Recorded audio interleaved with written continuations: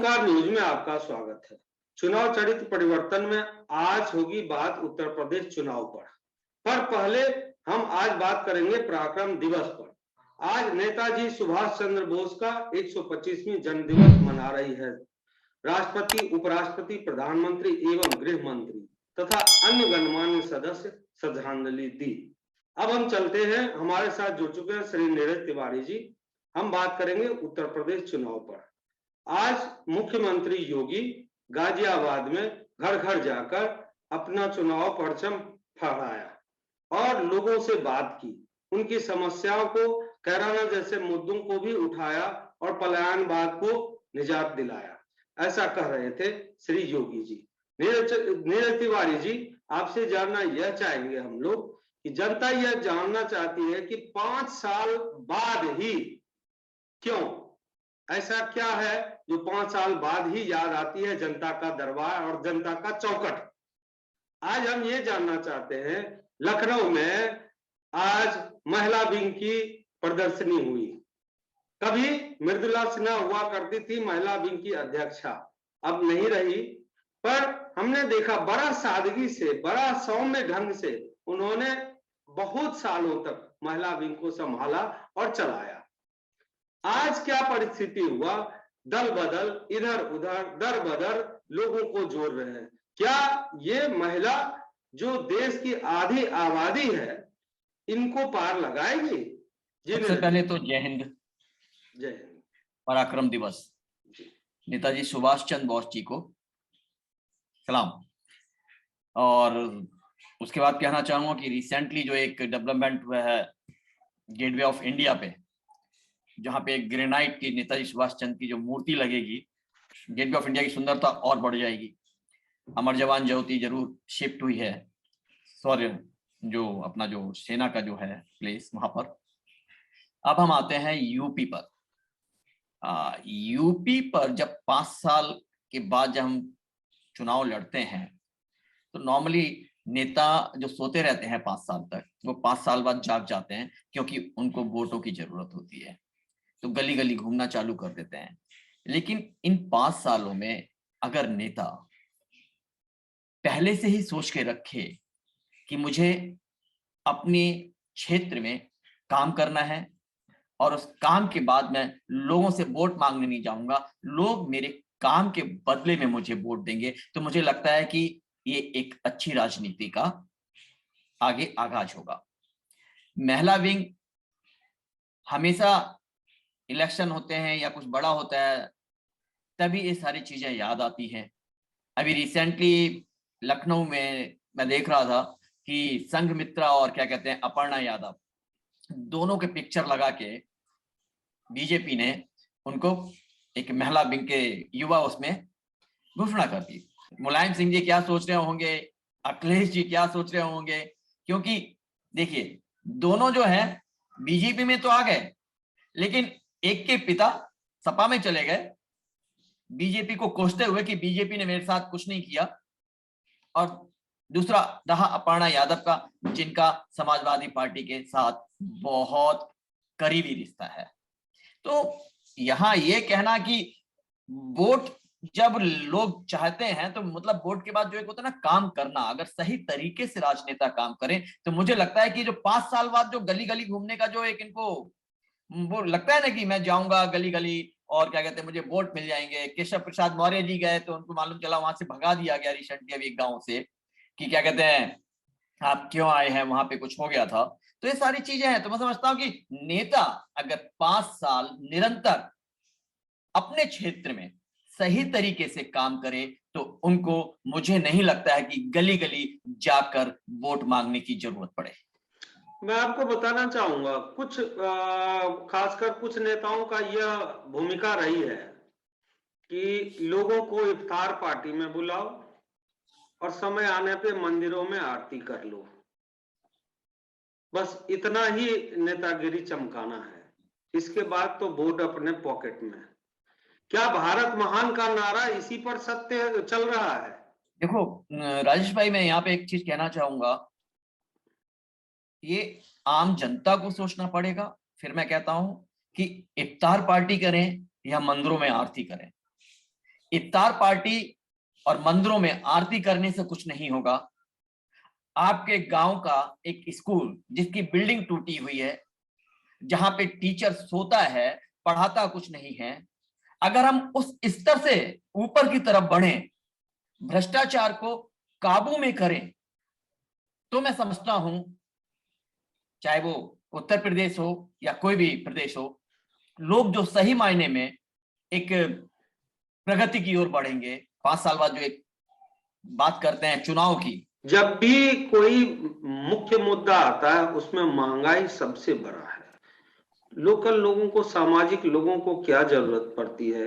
बिजली, पानी, fridge, AC, car, diesel तो खैर मध्यम वर्गीय का जरूरत है, ऑफिस जाना आना, इधर उधर बहुत सारे। पर किसान का देखा गया है, मुख्य उत्तर प्रदेश चुनाव में मुख्य रूप से गन्ना फसल या जो भी अनाज या तो समिति में जाती है या पैक्स में जाती है, किसान उसका चक्कर लगाते रहते हैं। जो दबंग किसान है या पॉलिटिकल प्रेशर में एक दो का तो पैसा मिल जाता है समय पर, बाकियों का वही 1 साल 2 साल 4 साल के बाद वो पंचवर्षीय योजना में फंस जाती है पैसा, और एक फसल का पैसा तीसरे फसल के बाद मिलता है। क्या ये भ्रष्टाचार नहीं है? ये भ्रष्टाचार के नियम में नहीं आते हैं? देखिए, भ्रष्टाचार कई स्तर पे होता है। यहाँ पे चाहे किसान हो या नेता हो, कोई भी हो, भ्रष्टाचार आजकल हर कोई कर रहा है। होता क्या है, किसान लोन लेते हैं, जो काबिल हैं, जो मतलब भर सकते हैं लोन की किस्त, वो भी लोन की किस्त नहीं भरना चाहते हैं। क्यों? सरकार बदलेगी, नहीं सरकार आएगी या वापस सरकार आएगी, लोन माफ होगा। तो एक तो ये जो धारणा है कि हम जब लोन लेते हैं, लोन हर बार एक रिटेशन होता है कि नहीं नहीं हमारा लोन तो माफ हो जाएगा, हमें भरना ही नहीं है। तो इसमें बेचारा जो बड़ा किसान है वो तो निकल जाता है, मारा जाता है छोटा किसान, जिसके पास 1 बीघा 2 बीघा 3 बीघा जमीन है और वो छोटे स्तर पे काम कर रहा है, वो बेचारा परेशान होता है। ठीक, आज मुख्य मुद्दा है बेरोजगारी का। नहीं, मैं पहले महंगाई की बात, राजेश मैं पहले महंगाई की बात करूंगा। महंगाई मैं कहूंगा, महंगाई तो हमेशा रही है। महंगाई मैं नहीं कहूंगा कि आज ही है, महंगाई हमेशा रही है। कहना जरूर होता है कि महंगाई, हमारे पिताजी थे 70 रुपए मिलते थे तब भी घर चलता था, आज लोगों को 70,000 मिलते हैं तब भी घर चलता है। लेकिन क्या ना कि हर चीज का दाम बढ़ जाएगा। अब आप सोचो कि आपको 70,000 रुपए मिले और आप ये सोचे कि मुझे 700 रुपए में मेरे घर चल जाए और बाकी के रुपए आपके से बच जाए, तो बताओ देश कैसे चलेगा? तो महंगाई तो बढ़ेगी, आपकी सैलरी बढ़ेगी, सब चीजों में इजाफा होगा तो महंगाई तो बढ़ेगी। ये तो एक कहते हैं इकोनॉमिक्स है कि एक सर्किल है, उस हिसाब से महंगाई के साथ साथ आपकी चीजें बढ़ती जाएंगी। तो एक महंगाई एक कभी कम नहीं होगी, हमेशा बढ़ेगी। अब मैं बात करूं तो चाहे वो गेहूं की बात होती है, चाहे सब्जियों की बात होती है, समटाइम क्या कहते हैं, आप क्या कहते हैं, बारिश हो गई, सब्जियों के दाम बढ़ गए, है ना। कभी मालूम चला बारिश नहीं हुई, आपका क्या कहते हैं, प्याज की फसल बम्पर पैदावार हो गई, मालूम चला आपके प्याज के रेट डाउन हो गए। तो यहाँ पे सरकार को कुछ ऐसा करना चाहिए कि जब बम्पर फसल हो तो वो लोग उसको अच्छी तरह रख सकें, जो बाद में यूटिलाइज किया जा सके मार्केट में। ये सारी चीजें हैं। महंगाई मैं नहीं समझता हूँ कि कभी कम होगी, महंगाई हमेशा रहेगी, कोई भी आ जाए। देखिए, मैं आपको एक चीज बताता हूँ, हमेशा महंगाई हो या और अन्य सुविधाओं का उपयोग कर रहे हो, मध्यम वर्गीय का संख्या बहुत ज्यादा है और वही मध्यम वर्गीय इससे जूझते हैं। बाकी न तो ऊपर वालों को फर्क है न नीचे वालों को। जो घर में काम करते हैं उनसे पूछिए किसको वोट देने जाना है, उसका साफ कहना है कि भाई मैं तो कमाऊंगा तो खाऊंगा, मुझे वोट से कोई लेना देना नहीं है। देखिए, गरीब को तो सरकार दे रही है ना राजेश, गरीब को राशन से सरकार दे रही है गरीबों को। आप क्या कहते हैं, चावल दाल तेल सब कुछ बहुत सस्ते में मिल जाता है। और ये हकीकत है कि जो अभी कहा ना कि मध्यम वर्गीय, जो हम जैसे जो लोग होते हैं वो हमेशा पिसते हैं। अपर लेवल पे जो बैठा अमीर व्यक्ति है उसको कोई फर्क नहीं पड़ता है, क्योंकि वो हमसे पैसा कमा रहा है। और सरकार जो टैक्सेस लेती है वो गरीबों में जाके कहते भाई आप लीजिए, 1 रुपए किलो चावल मिल गया, 2 रुपए किलो दाल मिल गई। अगर आप दिन में आपने 100 रुपए कमा लिए तो मुझे लगता है कि उस दिन का आपका खाना पाना हो गया, आपको जरूरत ही नहीं कमाने की। बहुत बड़ी समस्या एक है, उत्तर प्रदेश बिहार जैसे राज्यों में, बड़े राज्यों में पलायनवाद की। पलायन अभी जो रिसेंटली आया है, योगी जी ने कहा कि पलायन रुका है। मैं आपको बताऊं कि पलायन दूसरे कोरोना के बाद भी पलायन हुआ। जैसे ही यहाँ कोरोना की मार शुरू हुई, तीसरी लहर की, फिर लोग उसी तरह भागना शुरू हो गए। तो मैं ये सिर्फ इतना ही आप सबको अवगत कराना चाहता हूं कि जब आपके घर पर कोई रोजगार नहीं है, आप बैठे बैठे क्या करेंगे? आप भूखे मरेंगे, अपने बच्चों को पालेंगे, क्या करेंगे? आपको दूसरे स्टेट में जाना ही पड़ेगा। इसके लिए आपने कोई योजना क्या बनाई है? क्या सिर्फ बेरोजगारी भत्ता 1,000 रुपया फ्री में देकर ही उसकी सारी समस्या को सुलझा देना चाहते हैं, या उसको काम करने के लिए प्रोत्साहित करना चाहते हैं? राजेश भाई, बेरोजगारी भत्ता देने से समस्याओं का समाधान नहीं होगा। समाधान होगा सही मायने में गांव, कस्बे, शहर में एक बेरोजगार जो घूम रहा है उसके लिए एक रोजगार कैसे मिला, कैसे दिया जाए।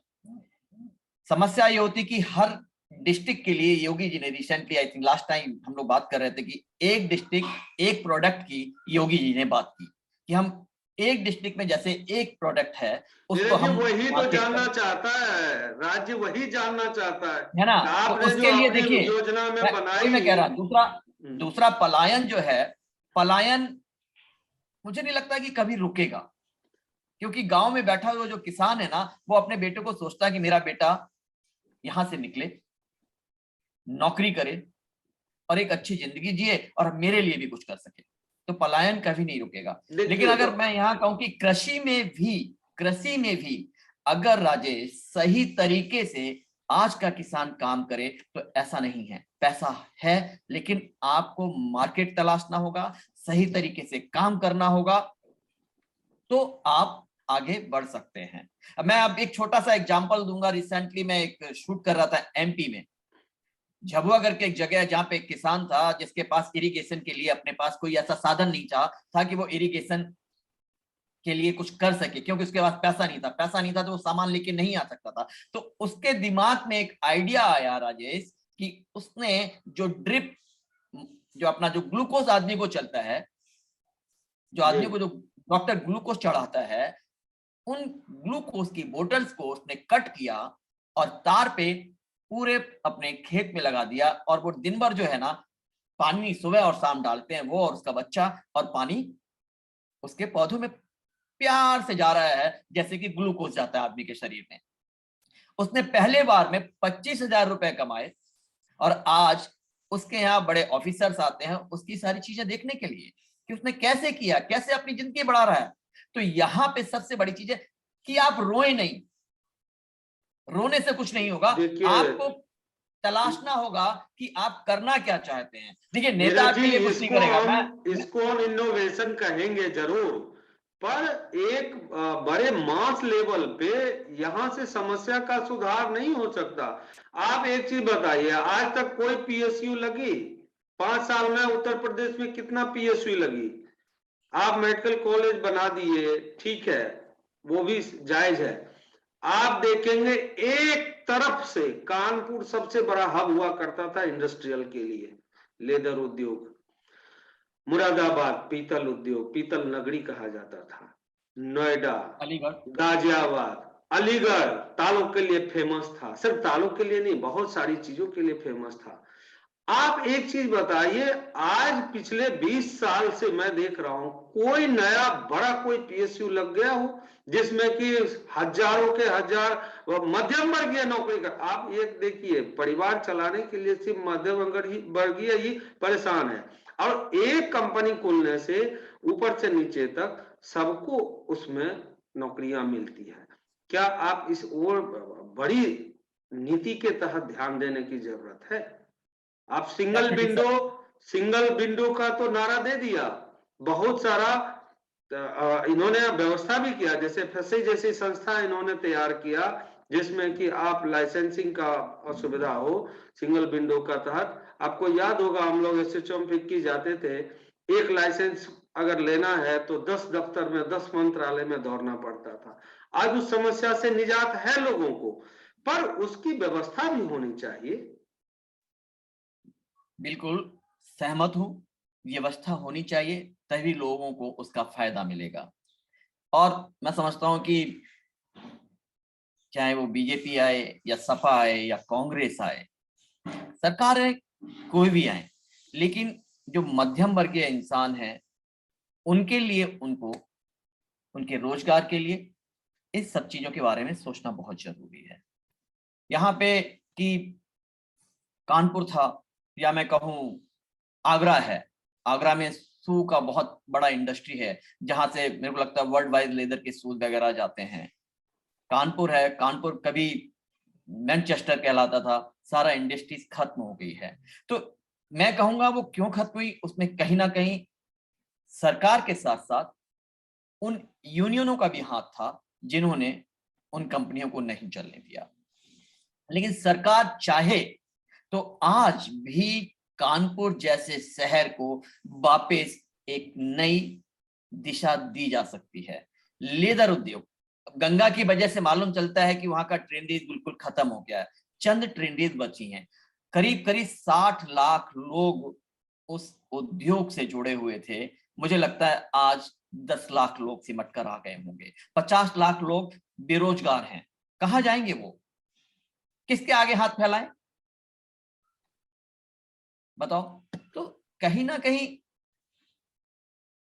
आपको ये एक जानकर बड़ी आश्चर्य होगा कि लोगों ने, सरकार ने कहा कि हम करघा उद्योग के लिए, खादी के लिए, बड़ा यूनिट है खादी जिससे लोग जुड़े होते थे, और उसके लिए हमने यह किया, बहुत सारी चीजें की है। एक देखिए, व्यवस्थित काम करना और लोगों को उससे जोड़ना बहुत बड़ी इंडस्ट्री है। ग्रामीण उद्योग बहुत बड़ी इंडस्ट्री है, लेकिन उसमें भी लोग परेशान हैं। यह माल का खपत नहीं है, जो माल बना रहे हैं उसका खपत नहीं है, तो जो नहीं बना पा रहे हैं, कोई तो इस वजह से नहीं बना पा रहे हैं कि स्किल्ड लेबर नहीं है। तो ये सारी मैं समस्या को मैं कैसे यहाँ पे बढ़ एक पाए। छोटा छोटा सा एग्जांपल दूंगा। जैसे कि नॉर्मली हम मुंबई में बैठते हैं, तो यहाँ पे ये तो होता है कि भाई फिल्म तो बना लोगे, लेकिन भाई रिलीज कहाँ करोगे और कैसे करोगे, मार्केट कहाँ है। तो सबसे बड़ा चैलेंज है मार्केट, कहाँ ले जाए। मैं कहता हूं कपास, रुई है, किसान पैदा करता है, तो उसको खरीदार भी तो मिलना चाहिए, उस कपास का उस किसान को सही दाम भी तो मिलना चाहिए। ठीक, किसान को अगर दाम सही मिल जाता है तो जिस जगह वो, जिस कंपनी में जाता है, जिस इंडस्ट्री में जा रहा है, वहां से उसके साथ जितनी भी प्रोसेसिंग होते हैं, कपड़ा बनता है, उसके लिए भी एक मार्केट चाहिए। सारा माल का खपत आपके प्रदेश में तो नहीं हो पाएगा, तो आपको ये सोचना पड़ेगा कि भाई सरकार इस तरीके से वर्कआउट करे कि भैया इस प्रदेश में आपका माल खपत हो पाएगा या इस कंट्री में जा पाएगा। तो एक्सपोर्ट और जो मैं इंपोर्ट आपको है, एक चीज जानना चाहता हूँ। देखिए, ग्लोबलाइजेशन ग्लोबलाइजेशन ग्लोबलाइजेशन का खूब नारा दिया, आज से 25 साल पहले भी ग्लोबलाइजेशन ग्लोबलाइजेशन।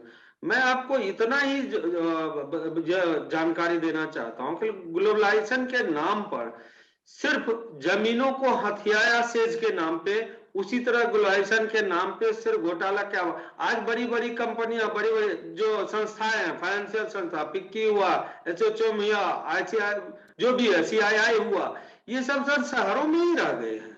आप एक चीज बताइए, एक भी कोई ऑर्गेनाइज वे में किसान गांव में ये वो सब कुछ कहते तो है, आप ग्राफ में है कि बैंक लोन दे रही है, आप वेयर हाउस खोलिए, ये खोलिए, वो खोलिए, लेकिन उसके लिए उसको व्यवस्था भी तो होनी चाहिए। मान लो इतना अगर आपको 20 लाख का लोन है तो उसका 40% आपका बाजार में ही रह गया, 60% में वो एक चीज 40% काम वही, होगा। एक चीज जो बोली है वो मुझे बहुत सही लगा कि आईसी मतलब आपका जो एसोचैम है या फिक्की है, वाकई में इन चैम्बर्स को ना, कॉमर्स जो चैम्बर्स हैं, इनको ना शहर से निकल के गांव की तरफ रुख करना चाहिए। अगर ये चैम्बर्स जो हैं अगर गांव की तरफ रुख करें और वहां पे एक छोटे छोटे से ग्रुप जो है वो इनिशिएट करें, उनको बनाएं और उनके साथ वर्कआउट करें, तो मुझे लगता है कि यही डेफिनेटली कुछ यही अच्छा हो सकता है। ग्लोबलाइजेशन के नाम पे यही करें, उसको विश्व से जोड़ दें कि भाई आपका यहाँ नहीं बाजार है, आपका दिल्ली बाजार नहीं है तो बेंगलोर बाजार है, ढाका बाजार है, बांग्लादेश मुंबई बाजार है, देश से बाहर बाजार है। तो ये काम तो सिर्फ कुछ लोगों तक ही सीमित रह गया है, नहीं इसको नहीं, ये विस्तार यहाँ करने पे की एक जो जरूरत मुझे है। एक जो मुझे नजर आता है कि सरकार को वाकई में जो जितने भी आपके जो ग्रुप हैं, जो चैम्बर्स हैं, कॉमर्स जो चैम्बर्स हैं, इनके साथ डेफिनेटली जोड़ना चाहिए और इनको साथ में लेके मुझे लगता है, चाहे वो जैसे कि मथुरा है, मथुरा का साड़ी उद्योग है, और भी मथुरा में कई सारी चीजें हैं, या आप चले जाइए क्या कहते हैं मिर्जापुर, मिर्जापुर का कालीन, मिर्जापुर का कालीन भाई दुनिया भर में जाता है, लेकिन बिल्कुल। समस्याएं वहां पे भी है, बहुत समस्याएं वहां सारी पे भी सिल्क है, भागलपुर का सिल्क है, कोटक का सिल्क है, बहुत सारी जगह की अच्छी अच्छी चीज है, बनारस की सिल्क है। मतलब कुछ कुछ ऐसे ऐसे चीज है जो देश में मिथिला पेंटिंग्स का है, बहुत सारी चीजें जो विश्व में प्रसिद्ध है और उसको एक देश नहीं बहुत देश अप्रिशिएट करते हैं। उस मायने पर आप इसको कैसे ले जाएंगे? क्या सरकार को 75 साल जो हो गया है आजादी का, क्या आजादी के इस चीज को नहीं मनाना चाहिए कि भारत महान, भारत 75 महान? साल बाद राजेश, मैं कहूंगा 75 साल बाद सरकार को दो चीजें तो मुझे लगता है फ्री कर देना चाहिए, ये अमृत एजुकेशन महोत्सव में और एक हेल्थ, अमृत ये भी डाल दें एजुकेशन कि और भाई। हेल्थ, बोलिए। एजुकेशन और हेल्थ सरकार को 75 साल में मुझे लगता था फ्री कर देना चाहिए। आप ये देखिए कि आज एक सरकारी स्कूल में एक बच्चा अगर पढ़ने जाता है तो मैं कहता हूँ बीटेक करने जाता है तो 60,000 करीब फीस है, लेकिन अगर वो किसी प्राइवेट स्कूल में जाता है तो साल का 5 लाख रुपए फीस है। एक मध्यम वर्गीय है, आप तो मध्यम मैं वर्गीय आदमी बताऊं कहां से लाएगा? पिछले 20 साल में बड़ी बड़ी यूनिवर्सिटियां खुल गई। कौन खुली? एक भी सरकारी नहीं, सब प्राइवेट। शिक्षा बिक गई, इसको कौन देखे? मैं तो बता रहा हूं, खुलेआम आपको बोल रहा हूं। अर्जुन सिंह शिक्षा मंत्री थे, अर्जुन सिंह ने कहा कि भाई इसको ओपन करना होगा, तो कई राजनेताओं ने कहा कि इसको ओपन करेंगे तो बाजार बन जाएगा और फिर इस बाजार को संभालना मुश्किल हो जाएगा, लेकिन लोगों ने ओपन किया। आज इस बाजार में शिक्षा बिक गई। आपको मैं बताऊं, ये जो जितने भी सरकारी कॉलेज हैं, स्कूल हैं, उसमें कौन पढ़ते हैं? मध्यम वर्गीय लोग पढ़ते हैं, गरीब वर्ग पढ़ते हैं, निचले वर्ग पढ़ते हैं। आप उसको कोई ओपन ही नहीं किया, उसकी व्यवस्था नहीं किया और खत्म करने जा रहे हैं। तो इन अब सब देखिए चीजों शिक्षा का बाजारीकरण है तो सीधा सीधा, और जितने तो भी मुझे लगता है ये जितने भी कॉलेज हैं, जितनी भी यूनिवर्सिटीज हैं, मोस्टली उसमें जो लोगों का पैसा लगा है वो कहीं ना कहीं नेता है, वो तो कहीं ना आप कहीं अब क्या आपको नेता नजर ऑन आता है। स्क्रीन पर क्या बोलूं, सब वही है ही, उन्हीं की माफिया, उन्हीं की सरकार है, उन्हीं की देन है कि भाई बड़े बड़े यूनिवर्सिटी खोलो और इधर का पैसा उधर, उधर का पैसा उधर। खैर छोड़िए, ये सारी जाइए, चीजें हैं इसमें तो ज्यादा नहीं पढ़ना, नाम लेने से काम खराब। आगे नहीं हम नहीं, लोग नाम लेने से कोई आगे मतलब हम नहीं लोग चुनाव पे चर्चा करते हैं कि है। आप क्या देख रहे हैं। वही सारी पार्टियां, मायावती हो या बहुजन समाज पार्टी हो, समाजवादी पार्टी हो, एक नई पार्टी आई है, women empowerment party, okay, NEP, all India women empowerment party. वो कुछ काम करना चाहती है, पर उनका भी अभी बहुत ज्यादा उत्तर प्रदेश में कोई वर्चस्व नहीं है, उन्होंने इंट्रोड्यूस भी नहीं किया है। और ओवैसी जैसे पार्टी हैं, एआईएम, तो एमआईएम, इस सब को लेकर क्या आपको लगता है कि उत्तर प्रदेश का बहुत बड़ा एक चैलेंज एक्सेप्ट करेगी बीजेपी? नहीं नहीं, मैं सच कहूं तो राजेश, आज के दौर में अभी जो मैं एक्विटेंट जो देख रहा हूं उसमें सिर्फ दो ही पार्टीज नजर आती है, सपा और बीजेपी। प्रियंका ने मजबूरी बस अपने आप को खुद ही सीएम के लिए घोषित कर दिया कि कांग्रेस से सीएम प्रियंका होगी, क्योंकि डेफिनेटली एक प्रेशर पड़ रहा होगा कि भाई नाम नाम डिक्लेयर करिए, नाम डिक्लेयर करिए। किसी का भी नाम डिक्लेयर करते तो मालूम चलता जितने लोग आए हैं वो इधर उधर हो जाते। तो बिंग कोई भी आए, आने वाला जो टाइम होगा वो अभी इस साल तो मैं कहता हूं सिर्फ सपा और बसपा, सॉरी अपना बीजेपी और सपा के बीच में ही जो लड़ाई है वो लड़ाई है। बाकी जो भी पार्टियां आएंगी, जो भी खड़ा होगा, चाहे वो निर्दलीय खड़ा हो सकता है कुछ निर्दलीय जीत जाए जिन्होंने डेफिनेटली अपने क्या कहते हैं क्षेत्र में काम अच्छा किया होगा, बाकी की मुझे उम्मीद नहीं है। जनता के बीच मंदिर मुद्दा बनेगा इस बार? नहीं मुझे नहीं लगता, ना ना ना ना ना, मंदिर मुद्दा अब मुझे लगता है नहीं है। लेकिन बेरोजगारी होगा, बेरोजगारी एक मुद्दा होना चाहिए। मंदिर एक आस्था का प्रतीक था, जो मुझे लगा सॉल्व हो गया, तो उसका बेनिफिट कहीं ना कहीं बीजेपी लेना चाहेगी, अपनी तरफ कुछ जो वोट हैं मोड़ना चाहेगी। मुस्लिम्स और हिंदू का जो एक हमेशा से होता चला आया, उसको लेके डेफिनेटली दूसरी पार्टी भी वही कर रही है, और क्या कहते हैं, बीजेपी वही करेगी। आप अभी देखो, कांग्रेस ने, अपना सपा ने, जितने भी लोग कैंडिडेट हैं, सपा ने जो टिकट दिए हैं, आप ये सोचो कि पश्चिमी उत्तर प्रदेश की तरफ कितने सारे मुस्लिम्स हैं जिनको सपा ने खड़ा किया है। क्या आपको लगता है सारे जीतेंगे? नहीं। आपको टिकट ऐसे व्यक्ति को देना चाहिए जो उस समाज के तबके से जुड़ा हुआ हो, उस समाज के लिए काम कर सके। उस व्यक्ति से डेफिनेटली जितनी भी पार्टीज है उनको दूर रहना चाहिए, जो सिर्फ अपने बारे में सोचता हो, और जो अपने बारे में सोचता है ना, वो पार्टी छोड़ के दूसरी पार्टी में चला जाता है, चाहे वो सपा से, क्या कहते हैं, बीजेपी में लोग गए हों, चाहे बीजेपी से सपा में गए हों। इनका सिर्फ एक ही मकसद है, सरकार में अपने आप को आना और अपने वर्चस्व को बना के रखना, और सबकी, हर किसी की लालसा है आज की डेट में कि भाई देश का सीएम तो मैं बनूंगा। आजकल पहले सुनते थे सुपर 30, सुपर 60, सुपर 80, आज सुपर 60 उतर रहा है चुनाव मैदान में। भाजपा अपना सुपर 60 उतार रही है, समाजवादी पार्टी अपना उतार रही है, बहुजन समाजवादी अपना उतार रही है। इसमें मैं ये जानना चाहता हूं, जैसे बड़े बड़े नेता कैराना पहुंचे, वहां लोगों से मिले, लोगों से अवगत हुए, तो ये सब जो चुनावी रणनीति के तहत, इसके पहले भी तो पहुंच सकते थे कैराना जैसे क्षेत्र में। बिल्कुल बिल्कुल पहुंच सकते थे, और ये अभी वोट बैंक की तरफ एक सिंपैथी गेन करना कहूंगा मैं यहाँ पे। अमित शाह कैराना पहुंचे, सिंपैथी, भावनात्मक तरीके से वोटर को अपनी तरफ मोड़ना है कि भाई हम तुम्हारे साथ खड़े हैं, तुम्हें घबराने की जरूरत नहीं है, तुम्हें यहां से कोई खदेड़ेगा नहीं। लेकिन जैसे ही वोट पड़ा, ये सब के सब गधे के सिर के सींग की तरह गायब हो जाएंगे, याद फिर होगा कोई नहीं आएगा। आपको, याद होगा आपको, अखिलेश सीएम हुआ करते थे, अखिलेश जी, और वहां कहा जाता था कि जो अभी गर्भ में बच्चा है उसका भी नौकरी पक्की हो गई है, एक नारा चला था, याद होगा। आज वो कह रहे हैं कि हम आईटी हब बनाएंगे और 3 लाख लोगों को नौकरी देंगे। किस स्तर से बात कर रहे हैं? क्या उनके तथ्य में तथ्य है, कुछ बोलने में सत्यता है? सबसे पहले तो मैं अखिलेश जी से यही कहूंगा कि अगर वो ये कहते हैं मैं आईटी हब बना रहा हूं, तो क्या उनके पास कोई ऐसा ब्लूप्रिंट है? क्या उन्होंने सामने रखा? क्या देश की जनता को बताया? क्या उनकी पार्टी में कुछ लोग ऐसे हैं जो वाकई में उस आईटी हब को बना पाएंगे? नहीं, सिर्फ मुंह चलाना है कि हम आईटी हब बनाएंगे, और जैसे ही इलेक्शन खत्म होंगे आईटी हब एक हवा की तरह गायब हो जाएगा। तो सबसे पहले इन नेताओं को अपनी बात, अपनी चीजें रखने के लिए, मैं कहता हूं अगर आप पढ़े लिखे हैं, जिस हिसाब से अखिलेश जी पढ़े लिखे हैं, ऑस्ट्रेलिया में पढ़ के आए, अच्छी खासी डिग्री लेके आए हैं, कभी कभी जब वो बोलते हैं तो लगता है कि क्यों ऐसा बोल रहे हैं।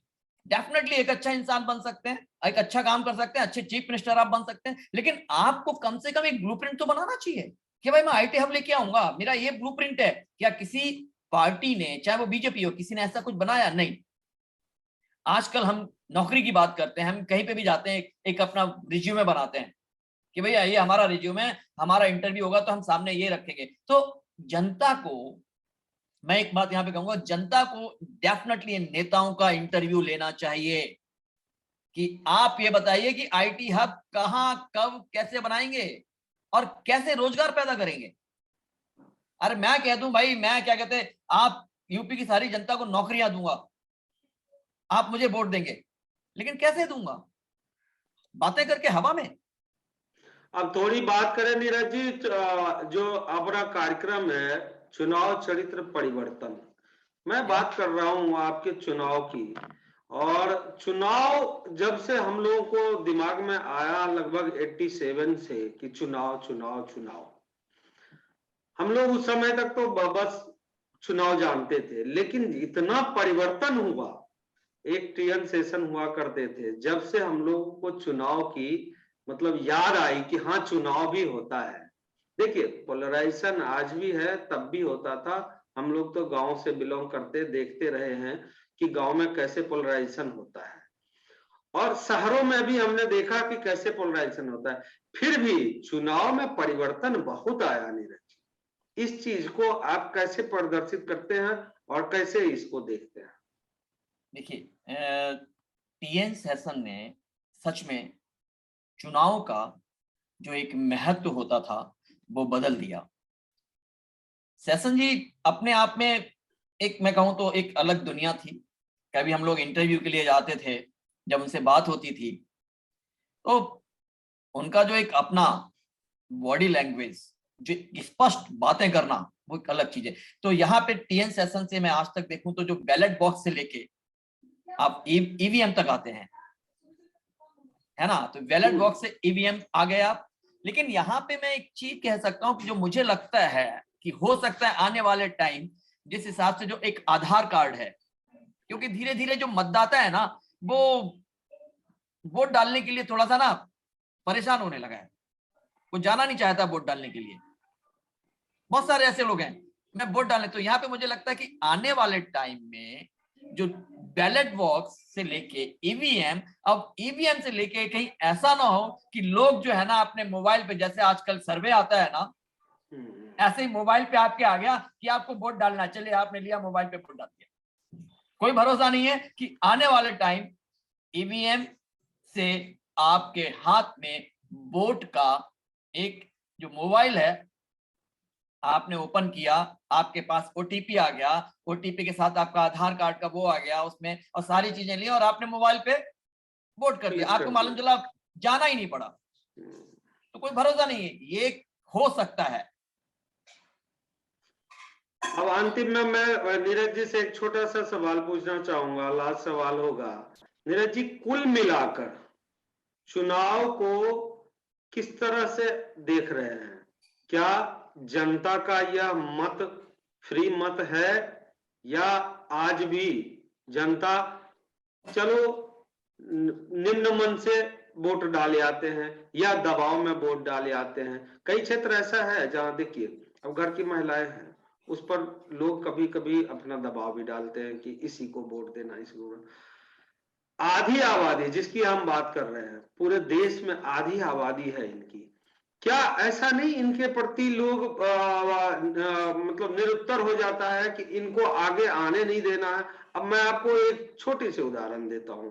जिस तरह उत्तर प्रदेश में आज आगाज किया महिला एम्पावरमेंट की भारतीय जनता पार्टी ने, उसी तरह प्रियंका गांधी ने आगाज किया। क्या उत्तर प्रदेश का ही सिर्फ राज्य है, पंजाब नहीं है? पंजाब में भी तो यही आधार अपनाया जा सकता है, गोवा में भी तो यही परसेंटेज अपनाया जा सकता था, मणिपुर में भी तो यही परसेंटेज अपनाया जा सकता था, उत्तराखंड में भी यही परसेंटेज अपनाया जा सकता था।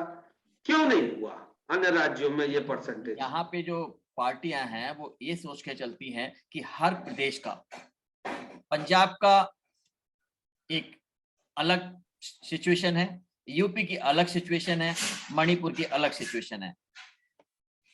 पंजाब को अगर आप देखें तो आपको नजर आएगा जो मुद्दे हैं वो अलग हैं, यूपी के मुद्दे अलग हैं। बात आती है आधी आबादी की, तो आधी आबादी क्या पूरी तरीके से इन पार्टियों के साथ जुड़ पाती है? क्या आधी आबादी को एक स्वतंत्र रूप से वोट डालने का हक मिल पाता है? आप एक बात देखो ना, गांव में मालूम चलता है अगर पत्नी भाजपा को वोट डालने जा रही होंगी और पति सपा को वोट डालने जा रहा होगा, हो सकता है वो भाजपा को क्या कहते हैं पसंद करती हो, लेकिन नहीं, पति कहेगा नहीं सपा को वोट डालो। तो आधी आबादी जो है, आधी आबादी तो भाई घर में ही बंद है। जो शहरों में कुछ लोग हैं, जो आज की लड़कियां हैं जो पढ़ लिख के आ रही हैं आगे, उनका एक अलग मत है क्योंकि वो यंग हैं, बट गांव की सिचुएशन बिल्कुल अलग है। उस आधी आबादी को उनका हक ही नहीं मिलता, वो प्रॉपर तरीके से अपना मत का प्रयोग नहीं कर पाती हैं। तो बताओ कैसे हम कहें कि आधी आबादी? सुचेता कृपलानी जो आपकी यूपी की पहली मुख्यमंत्री थी, बताओ आधी आबादी, कितने ऐसे लोग होंगे आधी आबादी में जो उत्तर प्रदेश की पहली महिला मुख्यमंत्री का नाम जानते होंगे? अगर पूछ के देखोगे ना तो मुझे लगता है आधी आबादी में जो हम 100% की बात करेंगे उसमें सिर्फ 5% लोग होंगे जो ये बताएंगे कि हाँ, उत्तर प्रदेश में पहली चीफ मिनिस्टर जो हुई वो सुचेता कृपलानी हुई। नहीं बता पाएंगे। नीरज जी, बहुत अच्छा चर्चा रहा आपके साथ। आज वक्त यहीं समाप्त हो रहा है और हम अगले एपिसोड में फिर मिलेंगे। और तब तक के लिए हमें आज्ञा दीजिए। धन्यवाद। जय हिंद। जय हिंद।